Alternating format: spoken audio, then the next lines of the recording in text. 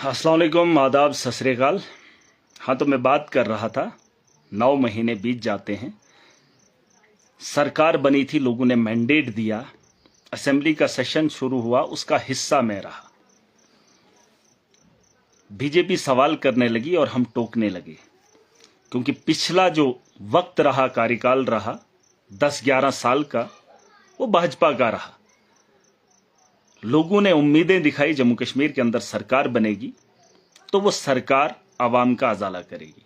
9 महीने बीत जाते हैं, लोगों ने अपनी ताकत हम लोगों को दी, हमने सरकार बनाई और हमने लोगों को 9 महीने क्या दिया, बस उससे जूझ रहा हूं, उससे तकलीफ हो रही है और इतनी तकलीफ और घुटन हो रही है कि शर्मिंदा हूं कि इन लोगों ने मुझे वोट दिया और मैं उस वोट के बदले 9 महीने बीत जाते हैं, मैं क्या दे रहा हूं। और जिस सरकार का मैं हिस्सा रहा, जिस सरकार को लोगों ने मैंडेट दिया, और उस सरकार ने 9 महीने एक आम आदमी के लिए, जम्मू कश्मीर की आवाम के लिए क्या किया, ये मैं अपने मन से ये चीजें देख रहा हूं, अपने दिल से ये सवाल करता हूं तो तकलीफ होती है। मैंने कई बार वीडियोस में ये बात रखी, मैंने कहा सरकार में जाने के बाद या चुनाव जीतने के बाद सिर्फ मुझे सैलरी मिली है, सिर्फ सैलरी मिली है और उसके अलावा कुछ भी नहीं। लेकिन आज जम्मू कश्मीर की उसी आवाम को जब देखता हूं तो घुटन होती है, घुटन होती है। लेकिन आज मेरा सब्र का पैमाना भर गया। मैं महराज मलिक, डोडा की विधानसभा से, जो मैंडेट मुझे आवाम ने दिया था इस कॉन्स्टिट्यूंसी को बेहतर बनाने के लिए, और जो समर्थन मैंने एनसी की सरकार को, जम्मू कश्मीर की हुकूमत में दिया था अपनी आवाम को बेहतर बनाने के लिए, आज मैं उससे अलग हो रहा हूं। मैं अपना समर्थन वापस ले रहा हूं, वो इसलिए क्योंकि उनसे कुछ हो नहीं रहा, और जो वो चीजें बता रहे हैं, जो वादा उन्होंने आवाम के साथ किया था, उस आवाम के वादे को पूरा करने के लिए न ही उन्होंने जो दोस्ती और याराना भाजपा के मोदी और अमित शाह के साथ याराना लगा रहे हैं, और हम लोगों की जो तकलीफें हैं उन्हें उठाने के लिए ना ही एडमिनिस्ट्रेशन को चला पा रहे हैं और ना ही बाकी डिपार्टमेंट्स पे बात हो रही है और ना ही लोगों को राहत मिल रही है। वो तो अपने 9 महीने निकाल गए, किसी ने होटलों में गुजारे, किसी ने सैरो तफरी में गुजारे, लेकिन 9 महीने का जो वक्त जम्मू कश्मीर की आवाम ने देखा और झेला, और सरकार पे उम्मीद की थी, और उमर अब्दुल्ला की सरकार यह बता रही थी कि सेंटर के साथ बातचीत की जाएगी। अरे 9 महीने एक बच्चा जन्म लेता है, वो अपना वजूद बनाता है, लेकिन आप बातचीत करते करते 1 रुपया नहीं लेकर आए। और मैंने, अगर आपको मेरी तकरीरें याद होंगी, मैंने ऐवान के अंदर कहा था हम पहाड़ी इलाके से आते, मैं जम्मू कश्मीर के पहाड़ी इलाकों से आता हूं, और जिन इलाकों के अंदर सर्दियों में काम करना मुश्किल होता है, और अभी तक 6 महीने बीत जाते हैं, जून जुलाई का महीना है, अभी तक कोई भी पैसा वागुजार नहीं हुआ। और यह काम कराने के लिए आपको सेंटर, यूटी, आपको फलाना ढिनका, यह कोई तमाशा नहीं, पहली बार नहीं हुआ, यह तमाशा कई सालों से चलता आ रहा है। जम्मू कश्मीर के अंदर पैसा इसी तर्ज पे लगाया जाता है। मैंने कहा था इस बार हम पैसा पहले लगाएंगे, एस्टीमेट पहले बनेंगे, टेंडरिंग पहले होगी, ताकि नवंबर के महीने से पहले पहले हमारी ट्रांजैक्शनें हों, हमारे काम जमीनी सतह पर हों, और जो सेविंग का पैसा होगा उस पैसे को भी मार्च से पहले पहले जमीनी सतह पर लगाया जा सके। लेकिन अब तो मुझे दिख रहा है ये तो सिर्फ गुण गा रहे, मोदी और अमित शाह उसके कसीदे पढ़ रहे हैं, लेकिन अवाम का दर्द कब बयान करेंगे वो किसी को नहीं पता। अगर इस तर्ज पे इन्होंने रियासत देनी होती तो फिर तो मुझे लगता है तो आप तो बहादुर है। अरे ऐसे रियासत नहीं मिलेगी, और आप इसका ढिंडोरा पीटते रहेंगे। अवाम की बेहतरी के लिए आपके क्या फैसले रहे? अरे हेल्थ का निजाम हम बेहतर कर सकते हैं, ठीक है, हम यूटी के अंदर है, लेकिन उसको बेहतर बनाने के लिए आपने कोई कदम उठाए ही नहीं। एजुकेशन को हम बेहतर कर सकते थे, लेकिन उसको ठीक करने के लिए आपने कोई कदम उठाए ही नहीं। अरे साल बीत जाता है, 4 साल बचे हैं, और इस साल हमने लोगों को क्या दिया? ठीक है, हम स्टेट की लड़ाई लड़ते, लेकिन लड़ने का तरीका भी कोई दिखा दे कि हमने कुछ किया। और मोदी पिघलने वाला नहीं है, मुझे नहीं लग रहा है कि उसको जम्मू कश्मीर की आवाम से कोई मतलब है। क्योंकि उनका तरीका मैंने देखा है, सरकारें तोड़ने का काम, बस अपनी सरकार बनानी है। मुझे लगता है कि ऐसे बात नहीं बनेगी। और जो जम्मू कश्मीर के लोग जिन चीजों से जूझ रहे हैं उसके लिए सरकार काम नहीं कर रही है, और उसके लिए ये रोना मुझे नहीं चाहिए था। मैंने कई बार कहा था, मैंने ऐवान के अंदर ये बात बोली थी, एजुकेशन मुझे बेहतर चाहिए, मुझे हेल्थ का निजाम बेहतर चाहिए, जो हम कर सकते थे यूटी के अंदर बैठ के भी, लेकिन नहीं हुआ। करप्शन पर रोक लगाई जा सकती थी, आप आवाज उठा सकते थे, लेकिन नहीं उठाए।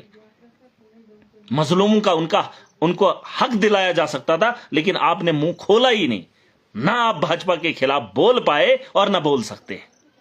ऐवान के अंदर अगर आपने भाजपा को घेरा होता तो बात अलग होती। अगर आपने सड़कों पे, अरे वो लोग जो आपके लिए दिन रात लड़ते रहे, आपको मैंडेट दिया, आपको वोट दिया, आपके लिए चले फिरे, और उसके बाद आपको सत्ता में बिठाया, उस आवाम के लिए 9 महीने आपने भाजपा से स्टेट लाने के लिए क्या किया? और ये तमाशा मैं ज्यादा नहीं देख सकता। ये बात अलग है कि महराज पॉलिटिक्स में नया है, लेकिन इतना भी नया नहीं हूं कि ये चीजें समझ नहीं सकता हूं। वक्त का इंतजार नहीं कर सकता हूं। जो बात खत्म होगी उसे मैं लौटा नहीं सकता हूं। आप कोई काम ढंग का कर नहीं पा रहे हैं, वो बोल रहे हैं कि ये करे, गवर्नर ट्रांसफर एक दिन करता है, दूसरे दिन ये करते हैं, और ये तमाशा मुझे नहीं देखना है। और मैं एक चीज बताना चाहूंगा, कोई इस भ्रम में ना रहे कि सरकार में बैठकर मैं काम करूंगा। जो इस देश का नागरिक है और जो इस देश का मुलाजिम है, उसे जो काम सौंपा है उसे मैं लेना जानता हूं। और मुझे उम्मीद सरकार से कुछ अलग थी, लेकिन जो मेरी कॉन्स्टिट्यूंसी के अंदर मुलाजिम है उसको बनाया गया है। अगर सरकार नहीं है, अगर भाजपा काम नहीं करना चाहती है, मेरे लोग और महराज अपनी कॉन्स्टिट्यूंसी के अंदर काम करना जानता है, और काम का तरीका भी जानता है, और करवाने का भी। इस भरम में कोई मत रहना। किसी को लग रहा होगा ये ऐसा है वैसा है। मैंने सरकार का तमाशा देखा, मैंने ऐवान के अंदर भाजपा से सवाल उठाए थे, लेकिन 9 महीने बीत जाने के बाद जो उम्मीदें लोगों ने दिखाई थी वो मुझे नहीं दिखा। अब सवाल उमर अब्दुल्ला से होंगे कि आप चीफ मिनिस्टर बने तो तुमने क्या किया? मैंने कहा था सड़कों पे चलेंगे, लेकिन नहीं आए। आपने कौन सा काम किया 9 महीने के अंदर? मुझे एक आदमी बता दे, एक काम मुझे बता दे। अरे ये काम नहीं है। आपने कहा बस सर्विस, बसें हैं ही नहीं। आपने महिलाओं के लिए फ्री बस सर्विस, कहां है बसें तो है नहीं। अरे जो पहले आरटीसी चलती थी वो भी उड़ा ली, और आपने कहा महिलाओं के लिए बस सर्विस फ्री, है ही नहीं। इतने रूट है मेरी कॉन्स्टिट्यूंसी के अंदर, 15-20 रूट है। अरे एक इलाके में दे दूं, दूसरे इलाके के लोग परेशान, और आपने ऐलान कर दिया हमने महिलाओं को फ्री सर्विस दे दी। वो कौन सी सर्विस है जहां रोड पे गाड़ी ही नहीं चल रही है? ये चीजें हम नहीं मानेंगे, और इस तरीके से आप जम्मू कश्मीर की आवाम के साथ खिलवाड़ नहीं कर सकते थे। मैं सब्र इसलिए कर रहा था, सोच रहा था कि कल कुछ अच्छा होगा। अगर आज नहीं हुआ कल होगा, कल नहीं होगा परसों होगा, लेकिन यहां तो तरसों बरसों बीत जाएंगे, लेकिन बदलने वाला कुछ नहीं। ये लोग अपना घर बना रहे, भाजपा के लोग जम्मू कश्मीर के अंदर अपना घर बना रहे, वो लोग अपना घर बचा रहे हैं, लोग भाड़ में जाएं। अरे मैंने लोगों से उम्मीदें दिखाई है, मैंने उनके जज्बात को देखा है, मैंने उनके मुस्तकबिल की बात उनके आंखों में आंखें डालकर की है। मैं उनसे मुंह नहीं फेर सकता, मैं उनसे आंखें नहीं मोड़ सकता। और जिस सरकार पे भरोसा जम्मू कश्मीर को है, मुझे नहीं लगता ये चलने वाले और ये आवाम के लिए लड़ने वाले। सत्ता का नशा है, सत्ता में बैठ जाइए, मुझे आपसे कोई भी उम्मीद नहीं। मैं जिस कॉन्स्टिट्यूंसी को रिप्रेजेंट करता हूं, मैं उस कॉन्स्टिट्यूंसी के अंदर काम करना भी जानता हूं। अवाम का चुना हुआ हूं, अवाम की बेहतरी के लिए करूंगा। और जिस मुल्क के आईन के अंदर मैंने चुनाव लड़ा है, उस मुल्क के आईन को भी अच्छे से जानता हूं और अच्छे से मानता भी। ये बात भी सुन लेना। और जिन लोगों को मेरी इस बातों से कोई कुछ अलग अलग लोग विचार रखते होंगे, लेकिन मेरा फैसला मेरी आवाम के लिए है। मैं किसी का दलाल न बना हूं और न बनूंगा। हम दलगी न किए हैं और न करेंगे। और ये जो लोग, कुछ लोग सोच रहे होंगे ऐसा है वैसा है, बात साफ है। लोगों के साथ मैंने वादा किया है, उनके वादे को पूरा होते हुए मैंने 9 महीने कुछ भी नहीं देखा। और मैं अब इतना ज्यादा ये बोल नहीं सकता हूं, इनके झूठे दिलासे दिला नहीं सकता हूं। ये लोग मुझे नहीं लगता काम करने वाले हैं। ये मोदी और अमित शाह के साथ बैठने वाले, फिर बातें करने वाले, फिर ये प्यार से स्टेट देने वाले हैं। ऐसी बात नहीं है। बीजेपी से अगर स्टेट वापस लानी है तो छीननी पड़ेगी, और अगर छीननी है उसके लिए आपको खड़ा होना पड़ेगा। और अगर एनसी के लोग इस भ्रम में हैं कि इन्होंने वादा किया था कि चुनाव के बाद जम्मू कश्मीर के अंदर हम स्टेट वापस करेंगे जम्मू कश्मीर के लोगों के लिए। नहीं, आप सुप्रीम कोर्ट में लड़ रहे हो। हमने भी दिल्ली के अंदर, यूटी के अंदर काम किया। हमने दिल्ली के अंदर बेहतर स्कूल बनाए, बेहतर हॉस्टल बनाए, हमने वहां पर बिजली सबको फ्री दी, हमने वहां पर पानी सबको फ्री दिया। आपने क्या किया? अरे अस्पतालों का हुलिया नहीं बदल पाए, अस्पतालों के अंदर इलाज नहीं हो पा रहा है, और जो डॉक्टर्स हैं वो काम ही नहीं करते, डॉक्टर्स की भर्ती नहीं कर पा रहे हैं, टीचर्स की वहां पर तैनाती आप नहीं कर पा रहे। यहां तो कुछ हुआ ही नहीं 9 महीने। ये 9 महीने कौन लौटाएगा इन लोगों को? और तुमने उसके लिए क्या किया? तुमने कभी तो सड़कों पे कभी कोशिश नहीं की, कभी तो ऊंची आवाज में इनसे मांग भी नहीं की। अरे ताकत से लेना पड़ेगा, और उसके लिए ताकत आवाम ने दी है। जिस आवाम ने आपको वोट दिया था, ताकत आपके हवाले की है, और 9 महीने उस ताकत का इस्तेमाल आपने नहीं किया। आज महराज मलिक, डोडा की विधानसभा से जीता हुआ विधायक, एमएलए, मैं अपना समर्थन एनसी से वापस ले रहा हूं, और मैं अपनी कॉन्स्टिट्यूंसी के अंदर बेहतर काम कैसे करना है वो मैं जानता हूं, और उसके लिए मैंने आप लोगों को बता दिया। मैं इस देश के आईन को जानता हूं, मैं मानता हूं, और जिस आदमी को मेरी कॉन्स्टिट्यूंसी की जिम्मेदारी दी है और उससे काम कराना भी जानता हूं। क्योंकि यह जरूरी नहीं है कि मैं किसी सरकार का हिस्सा हूं फिर जाके काम हो ना। जो यहां पे जिम्मेदारी है, सरकार अगर नहीं है, एडमिनिस्ट्रेशन अगर नहीं है, अवाम और महराज मिलकर इस सिस्टम को बदलेंगे पूरी ताकत के साथ। जो ताकत भाजपा के सामने दिखानी थी, जो मोदी और अमित शाह के सामने दिखानी थी, वहां एनसी फेल। महराज मलिक वो शख्स है, जब न्योता एलजी का आया था, शाम के खाने पे बुलाया था, 99 लोग गए थे, एक महराज उसके खाने के न्योते को कबूला नहीं था। उस दिन मैं छोड़ने वाला था, लेकिन मुझे फिर भी तकलीफ थी। मैंने सोचा था कि कल बेहतर हो जाएगा, लेकिन वो कल मैंने नहीं देखा।